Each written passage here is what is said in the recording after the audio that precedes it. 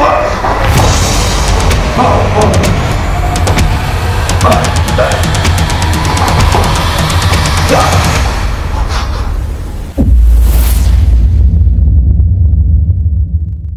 Evening to all.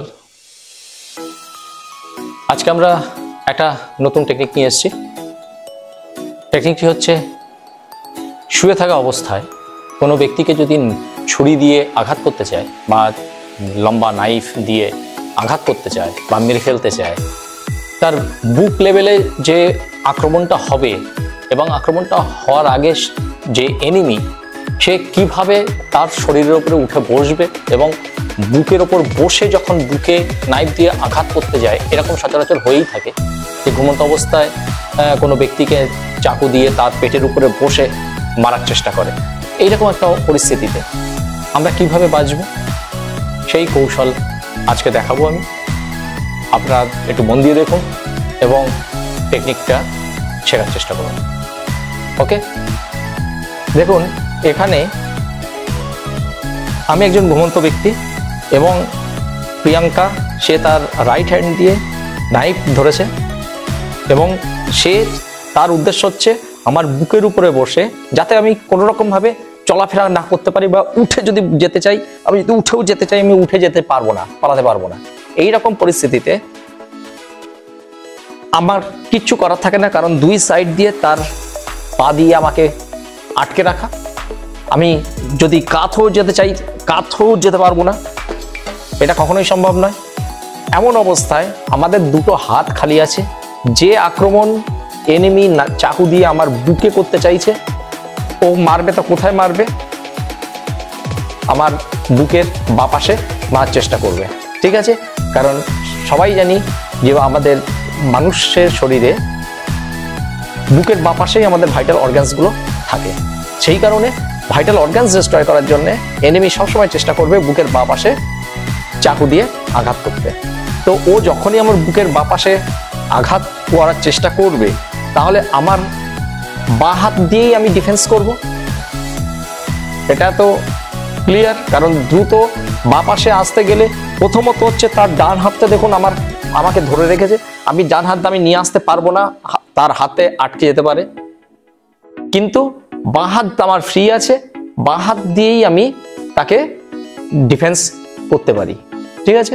তো সে যখনই আক্রমণ করতে আসছে, দেখুন আমি কি করছি, স্লাইডিং করছি বা ডিফ্লেকশন করছি, যেটা আমরা দাঁড়িয়ে থেকেও যে আক্রমণ স্ট্রেট স্ট্যাবিং এর যে ছুরির আক্রমণ থেকে বাঁচতে যে টেকনিক ব্যবহার করি, যে ডিফেন্স ব্যবহার করি, সেই ডিফেন্সটা এখানেও ব্যবহৃত হচ্ছে, সেটা হচ্ছে ডিফ্লেকশন।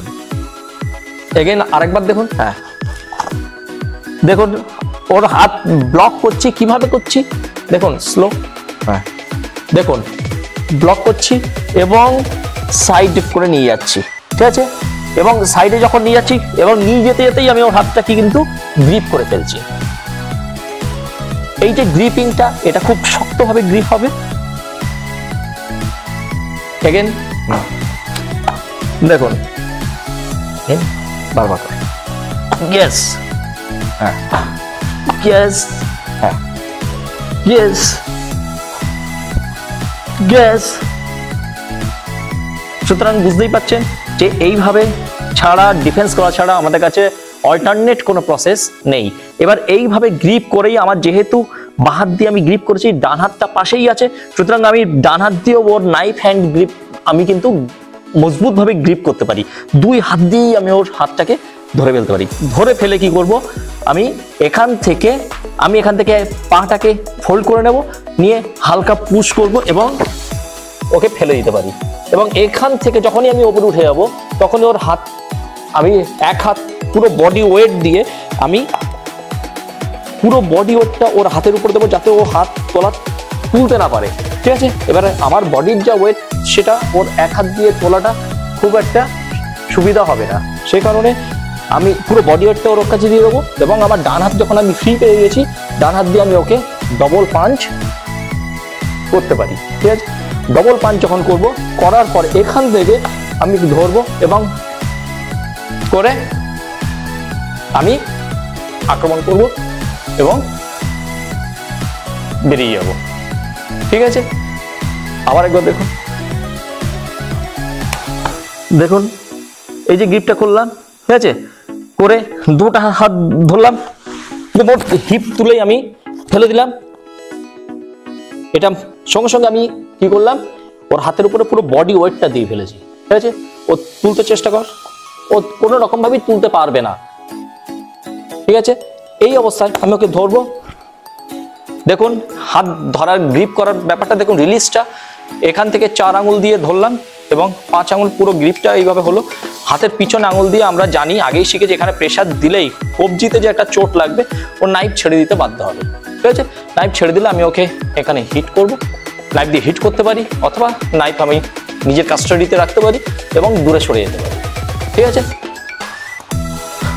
আরেকটা জিনিস লক্ষ্য করুন, ও যখনই অ্যাটাক করছে, হ্যাঁ আমি ডিফেন্স করছি, ওর হাতটাকে গ্রিপ করে ফেলছি 2 হাতে শক্ত করে, এবং যখনই আমি যে কাজ হচ্ছি ও পড়ে যেতে বাধ্য।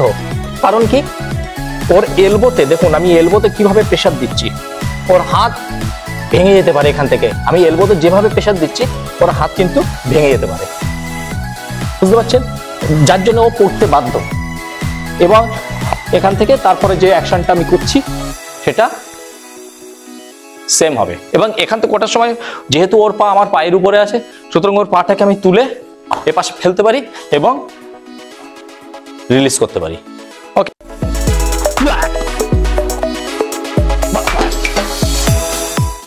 এটা দেখলেন আপনারা প্রথম টেকনিকটা।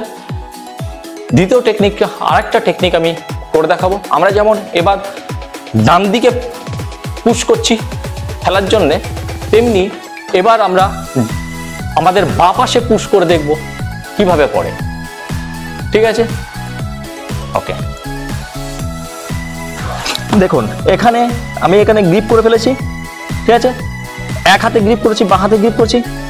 যেহেতু ওর ডান হাতে স্ট্রাইক করেছে এবং ডান হাতটা ওর আমার বাঁদিকে, মানে ওর অপোজিটে চলে এসছে, বাঁদিকে চলে এসছে হাতটা, সুতরাং বডির ওয়েটটা কিন্তু বাঁদিকে ডিসব্যালেন্স হওয়ার চান্সটা বেশি।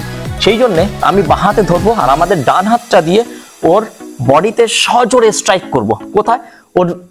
ওর যেহেতু বাঁ পাশে রিবস আছে, রিবসে ওর ভাইটাল অর্গানসে আমি সজোরে হিট করব, হিট করে আমার বাঁ দিকে ওকে ড্রপ করব, ঠিক আছে। দেখুন,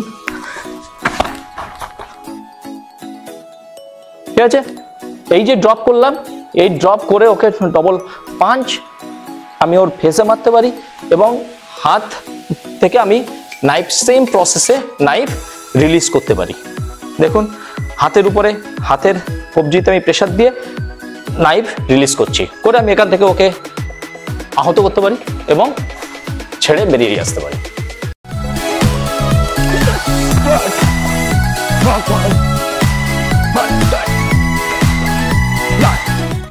তো আজকের এই যে কৌশল দুটো টেকনিক, একই আক্রমণের দুটো কৌশল আমি করে দেখালাম।